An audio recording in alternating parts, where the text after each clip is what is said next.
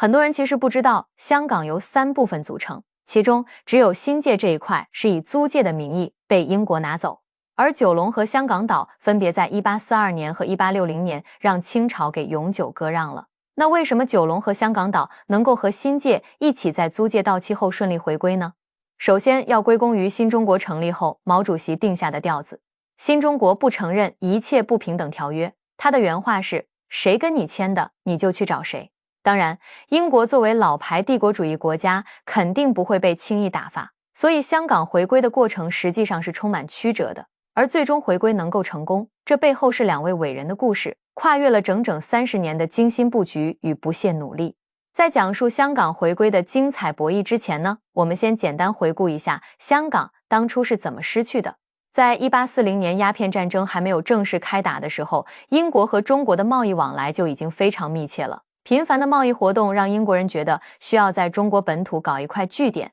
方便本国商船休息补给。经过一番考察，英国驻华商务总督义律就看中了香港岛这块地方。中国的海岸线这么长，为什么偏偏相中了当时毫不起眼的香港呢？那是因为香港在海洋贸易时代确实是块不可多得的好地方。它主要有2大好处。第一点，香港离广州很近，清朝当时实行的是闭关锁国政策，从乾隆皇帝那时候开始，满清政府就关闭了除广州以外的所有对外贸易港口。外国人想跟中国做生意，那就只能选择广州。而香港和广州之间的距离，令英国政府放弃了最初考虑的舟山、苏州或上海等选址方案。香港的第2大优势在于它拥有得天独厚的自然条件，是一座天然的深水良港。我们可以看看著名的维多利亚港，它不仅水深，而且水域十分开阔，港口2端狭窄，同时又被群山环抱。这样的地形让它特别能防风，不会像其他港口那样，由于风浪太大，商船和军舰都很难靠岸。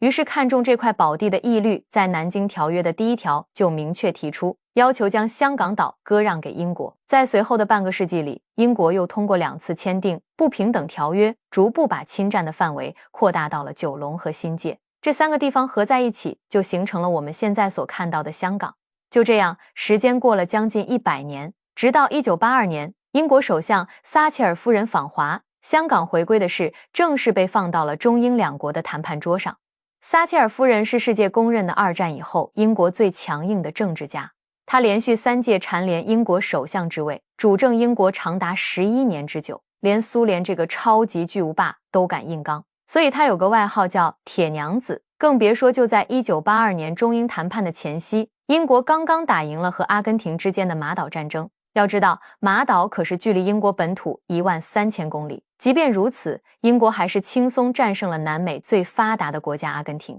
此时正是全体英国人信心最膨胀的时候，因为战争胜利说明英国皇家海军宝刀未老，日不落帝国余晖尚在啊。但是虽然撒切尔夫人不弱，奈何她的对手更强，她遇到的是一个比她还要作风果断、行事风格坚决强悍的政治家。邓公的履历那真是无需我多言，他曾组织过农民起义，亲身经历了土地革命，全程参加了14年抗战，还曾率领大军千里跃进大别山。就在谈判开始前不久，他还组织指挥了对越自卫反击战。邓公在法国留学，组织大规模游行的那一年，撒切尔夫人才刚刚出生。2人在人民大会堂福建厅会面后，撒切尔夫人关于香港问题率先表态，英国不愿意归还香港，理由有2点。第一是香港岛和九龙是被永久割让的，条约写得清清楚楚。第2是英国已经经营了香港上百年，香港现在发展的也非常繁荣。若是中国收回香港，那香港的发展也必然会受挫，这对香港人民来说也不是好事。关于撒切尔夫人提出的这2点理由，邓小平同志一一给出了回复。首先，新中国成立后就已经明确不会承认所有清政府和民国政府签订的不平等条约。撒切尔夫人嘴中的白纸黑字不对新中国有任何约束效力。其次，中国现在正在搞改革开放，香港作为对外往来的窗口，它的作用和功能会被进一步强化 and 放大，因此香港的繁荣并不会因为回归而没落，反而会进一步发展。接着，邓小平同志也抛出了自己的观点，中国对于收回香港的态度也是坚决的。这次中英谈判的核心议题并非香港要不要回归，而是讨论在回归之前，从1982年到1997年这15年时间里，该如何确保平稳过渡，不出乱子。英国方面看中国似乎没有让步的空间，就打出了战争这张底牌，声称英军刚刚在马岛大获全胜，如果有必要，英军会再次开赴太平洋，考虑采取非和平的手段，香港继续由英国管辖。邓公听完这些言论，只是微笑着回应道：中国人虽然生活清贫一些，但打仗是从不畏惧牺牲的。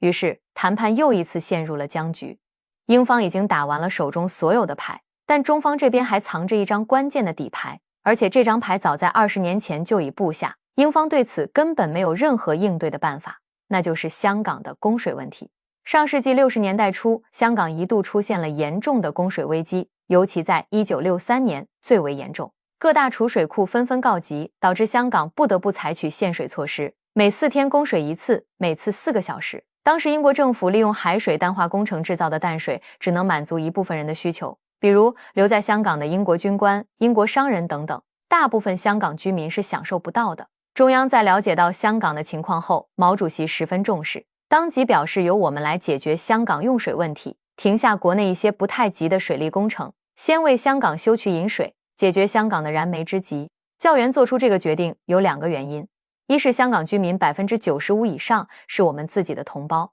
帮助香港属于自己人，帮自己人，天经地义。其二是供水问题影响巨大，说白了，这是一个资源垄断的问题。如果供水问题大陆不给解决，反而任由英政府拿捏，那不是就更加受制于人了？于是由毛主席拍板，周总理亲自操刀指挥，敲定了东江、深圳供水工程，以解香港迫在眉睫的用水问题。20年前的高瞻远瞩成了现在谈判桌上最有力的武器。香港要是没有内地的淡水供应，连保障基本生产生活都成问题，何谈发展呢？谈判进行到这一步，英方自知已经彻底落入下风。在后面的会谈中，撒切尔夫人也不敢再提武力相迫的事，只和邓小平同志就香港当下的发展问题以及国际大事互相交换了一些看法。会谈接近末尾时，邓公再次隐晦地表示，时间不允许中方再等了。如果香港出现了香港政府难以控制的大波动，或者中英两方在譬如香港主权这些原则问题上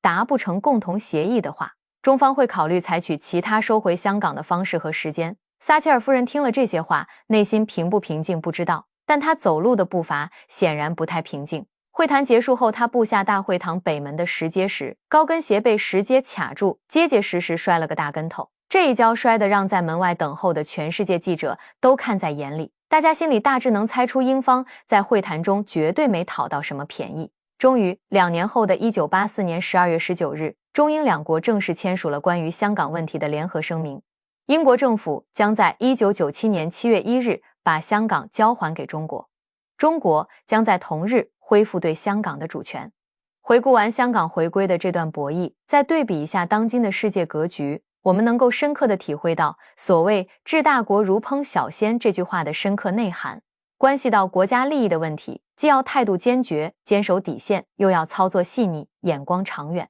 若是只靠出现问题以后大喊大叫、威逼恐吓，那根本守不住自身的利益。比如当今美国的表现一样，阿拉伯地区有句谚语，最好不要随便生气，因为你一旦生气就会暴露自己的真实水平，一旦你暴露了自己的真实实力，那就不会再有人惧怕你。中国对于这个现象有一个更加精炼的说法，叫黔驴技穷。仇视、敌对和打压并不能证明一个国家的强大，这只能说明这个国家除了气急败坏之外，已经无牌可打。最后再回到香港回归的话题上，香港回归不仅是2个大国之间的博弈，更是一场文明的对话。它告诉我们，国家的强大不在于消除差异，而在于以包容的胸襟，让不同制度、文化在共同家园中绽放异彩。香港如此，中国如此，世界也是如此。